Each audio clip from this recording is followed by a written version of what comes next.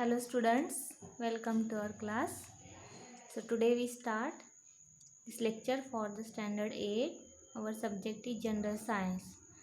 So in the last lecture we complete our two lessons, that is lesson number 1 and lesson number 2. In the last lecture we also explain the exercise question answers of lesson number 2. So here we start our next lesson in your textbook, that is the lesson number 3, force and pressure. So here we see, first we see the question, like can you recall, okay. We start from this question. So first they give us a question, what is the force? So you should know about what is the force. Here I explain. The force is nothing but, if we see this third lesson, in this third lesson first question they given us, that is the what is a force. So here we see this definition of the force in by seeing these images, okay. So when a stationary object on which no force is acting, it remains stationary. If we see, if any object is kept as it is on the any surface or at any place, then what happen, this objects is remain stationary. Stationary means it cannot move, or the appearance of this object is remain as it is. Stationary object means which is lie on the land as it is for a during from the various last period, okay. So here we see, if we see this image, here we see that this is a stationary object, okay. These objects are lie on the earth surface as it is for a long time, from a long time. So here in such cases, if we do not give or we do not apply any force on these two objects, we don't apply any force on these two objects, then what happen, these objects remain as it is, or these objects remain stationary at that places. So here we see a stationary objects on which no force is acting, it's remain stationary. And if we see the another objects, means an objects in a motion continues to move with the same speeds. Means if we consider any object, for example we see here this football, okay. If this football is moving from this point to this on this slope, then what happened, this football is in a motion, that is it is in a continuous motion. And when it is in a motion, then it continue with the same speed. Means any objects which are in a motion, they keep as it is in a motion with their speed. So here we see an object in motion continues to move with the same speed, like this football. When we kick this football, these are in a motion, and then the motion of this football is remain as it is with its speed. Speed is same when it is in a motion. And also direction, when no force is acting on the objects, means at which condition these are speed of this moving object is remain constant. Means if we see here, an object in a motion continues to move with the same speed and the direction when no force is acting on the objects.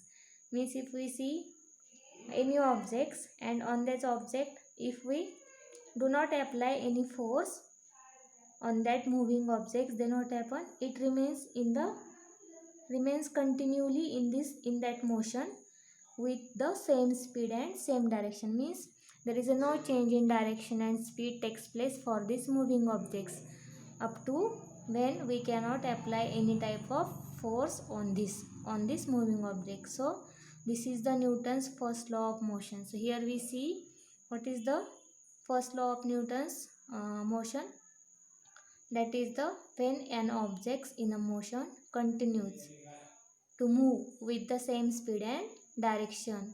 Means any moving objects, when these are in a motions, any moving objects which are in a motion, the motion of these objects remain same as it is with the same speed and same direction up to when we did not apply any type of force on that moving object. So this is nothing but the first law of motion, which is predicted by the Newton. So it is the Newton's first law of motion. So if we see in your textbook, they also gives us the another activity, like here we have to observe this picture but in your textbook for this year this syllabus get reduced. Okay, so we didn't see these examples.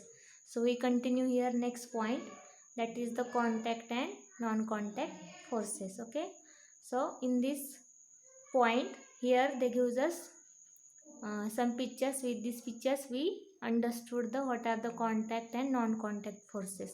So first you should know about what is the force. Force is, this question also will be reduced from your syllabus. So first here only you know about what is the contact and non-contact forces. Okay, so in figure 3.1 a car moves in a forward direction. For understanding this you can see this image.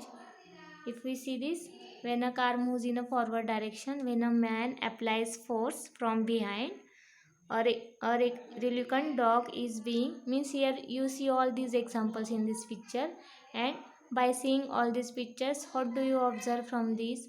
So here by observing these pictures we should know about some concepts, that is a force acts on two bodies through an interaction between them. Means here by observing this object you should know about how the force is applied on the two bodies, or what is the force.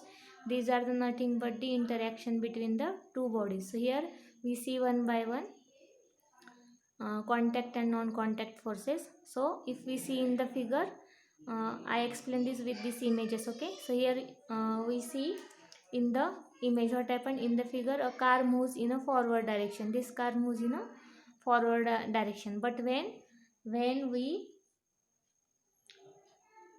when a man applies force from the behind, means here what happened, force is applied from the back side by this man's. Okay, and in which direction bus move, this car moves in a forward direction when there is a force is applied from the behind of that car with the help of this man. And also we see the next example, that is a reluctant dog, means unwilling means it's this dog is have not will to stay with her man. Okay, so here we see this reluctant dog that is unwilling, there is no wish for playing with this man. Okay, so such dog is called unwilling, that is a reluctant dog is being pulled by his master and a boy playing. If we see this example, okay, here what happened, this is a reluctant, if we see this image, this is a reluctant dog. Reluctant dog means unwilling dog which have to move free from its master. So this dog try to move from his master, but this dog is pulled by his master like this. And also we see the another example, when a boy playing football is kicking the ball away. Means what happened, when this boy kick the ball. Okay, this boy, sorry, we are here. Okay, we see this image. So here we see how the boy or reluctant dog is being pulled by his master. Means here force is applied by the master, and also dog is applying the force against his master. But in this example if we see here a boy, means if we see this boy kick a ball, this football. After kicking a football, this ball go away by kicking this football. So here from these all the examples what do you observe? So here we observe that a force acts on two bodies through an interaction between them. Means when the force is apply, there is a two bodies required, or there is a interaction takes place. Interaction means there are some activity takes place between the two bodies. If we see all these examples again, here we see in first example two object is, this is a car and another is a man. Okay, so here interaction takes place between two objects when we apply the force. Means force acts on two bodies. How the force apply on these two bodies, there is an interaction takes place between If we see this example, it is interaction takes place between this man and this car. If we see the next example, here interaction takes place between this reluctant dog and its master. So when force is applied, after applying force, there is a interaction, means some action takes place between them with each other. Interaction means the action takes place between these both the objects. Okay, so here in this example, this interaction takes place due to the force. Also in this example, if a boy kick the football, then also there is an interaction takes place between this football and this legs of this boy. Means after kicking, the force get applied on this football. Due to applying this force on the another objects, this ball get move away. So in this way we say that the force acts on two bodies. How the force acts on two bodies? For the acting force, there is an interaction should be happen between these two bodies. So here we see again another example also. If we see in your textbook also, they gives us some images, okay, like this. If we see the first in figure 3.3, there are iron nails, okay. So iron nails get attached in this figure. If we see this iron nail get attached to the pole of the magnet due to the magnetic force. This is the pole of the magnet, okay. So here what happened, when we move this magnet or take this magnet towards this iron nail, then what happened, there is an interaction takes place between two, and these iron nails get attached to this or attracted towards the pole of this magnet, okay. Why? Because of, if we see, these nails get attached to this magnet or magnetic pole. Also we see the another example. This is due to the magnetic force. Means here what happened, which type of force is applied on this nails. Here when the iron nails get attracted towards the magnetic pole, then due to this magnet or this magnet apply which type of force on this nail, this the force acting by this magnet is the magnetic force. This force is applied on the iron nails, and due to this force, this iron nail get attracted towards the pole of this magnet, okay. If we see the another example, a coconut. If we see this, the coconut is falling from the coconut tree. Here which type of force acting on this coconut? If we see in this example, a coconut is falling from the coconut tree. Here what happened, objects are attracted toward the earth due to the force of gravity. Means in this example, in the last example, here we see why these nails get attracted toward the magnet. Here nails get attracted toward the which type of force? That is the magnetic force. But in next example, if we see, this coconut falls down the earth. Why this coconut falls down the earth and does not goes into the sky? Because each and every objects on the earth, it get attracted towards the earth's surface. Why? There is a force of gravity. Means our earth also act some forces on each and every objects which are present on the earth's surface or which is near to the earth's surface. Then what happen, there is a which type of force is applied on the objects. The each objects are attracted to the earth due to the force of gravity. So here we see the next type of force, that is the gravitational force. Here we see due to this gravitational force, each and every object. Here we see the example of this apple tree. This apple also get attracted toward the earth and it get fall on the earth surface. Doesn't go inside the it doesn't go inside the sky, okay. So here this is happened due to the gravitational force. So in this example we see this second type of force, that is the gravitational force. If we see the another example, that is the in this figure 3.0, if we see this example also, okay. Here we see magnetic and coconut tree. Now we see this example, that is the when a comb gets rubbed against hair, a small pieces of paper kept on a table get attracted to the comb. The comb has an electrostatic charge and there is an induced opposite charge on the piece of paper and the pieces stick to the comb. If we see this activity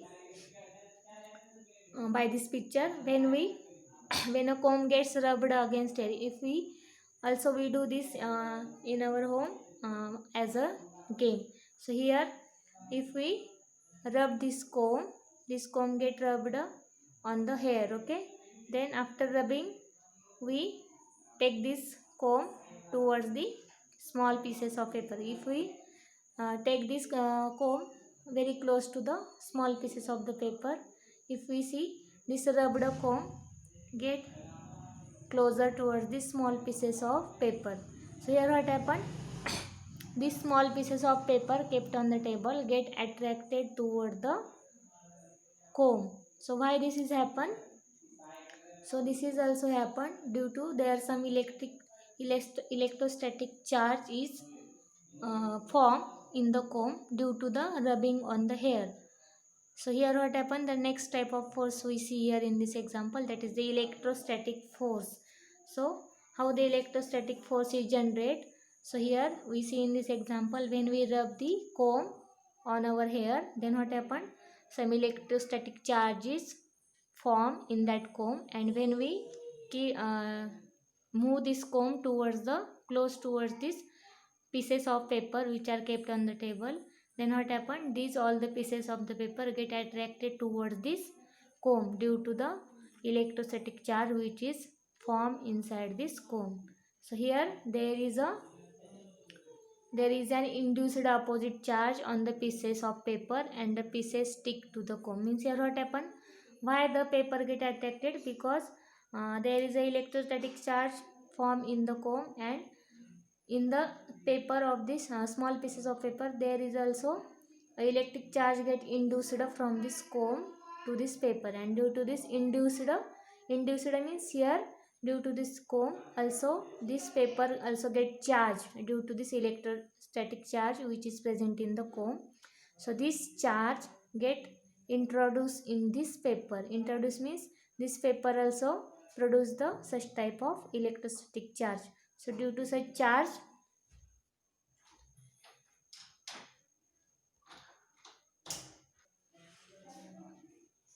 so here due to electrostatic charge which is produced in the comb, when we move this comb towards the small pieces of paper, then what happened, this electrostatic charge which is present in the comb, this charge also get produced or induced in the small pieces, and due to this electrostatic charge which is induced opposite charge in that pieces, then due to this opposite charges or electrostatic charge, but both electrostatic charge are the opposite in the magnitude. So due to this these pieces of paper get attracted or get stuck on this comb. So here we see the second type of force, that is the electrostatic force. If we see the next example in the figure, a force is seen. If we see this image, means in this 3.1 figure, that is reluctant dog, each and every, if we see each and every image, so each and every image contain a force, okay. So here we see, so in the figure, a force is seen to act through a direct contact of the objects or via one or more objects. Means all this example we see the force is seen to act through the direct contact. Means if we see some examples, in this example force is act by the direct contact with this dog and his master, okay. And also we see such force which are is not in a contact. Means if we see this example, if the force is seen to the act through a direct contact of the objects or via one or more objects, means there are two types of force, but out of this if we see the some force which are act between the direct contact of two objects or via one or more of the objects, may be one or more, but the contact between these objects are directly attached. Means here we see this force is acting by the master of this dog is directly with on this dog, means they get attached to one another by this belt. So this force is applied with the help of this contact. So such type of force is called contact force. I explain again what is the contact force. If the force is seen to act through a direct contact of the objects or via one or more objects, such force is called contact force. In this example, figure 3.1, it shows the contact force. Okay, it shows the example of contact force.